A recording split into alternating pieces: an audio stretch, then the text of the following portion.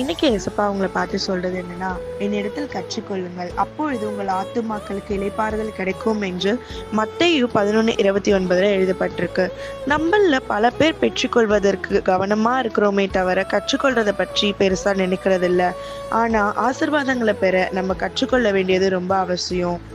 அவர் நம்ம எப்படி இருக்கணும், எப்படி ஒரு காரியத்தை செயல்படுத்தணும், எப்படி வாழணும் அப்படின்றத தினமும் அவருடைய வார்த்தைகள் மூலமாய் தெளிவா கற்றுக் கொடுத்துட்டு இருக்காரு.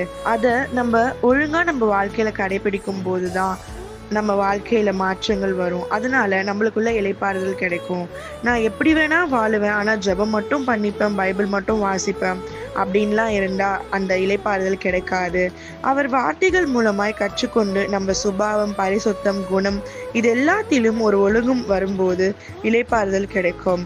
ரீசெண்டா அந்த இளைப்பாறுதல் நான் அதிகமா உணர்ந்தேன். ஸோ நீங்களும் அதை பெற்றுக்கொள்ளணும் அப்படின்னு விரும்புகிறேன். ஸோ சொன்னபடி கற்றுக்கொள்ளுங்க. கர்த்தர் உங்களுக்கு இளைப்பாறுதல் தருவார். Bye Kingdom Connection. Have a nice day.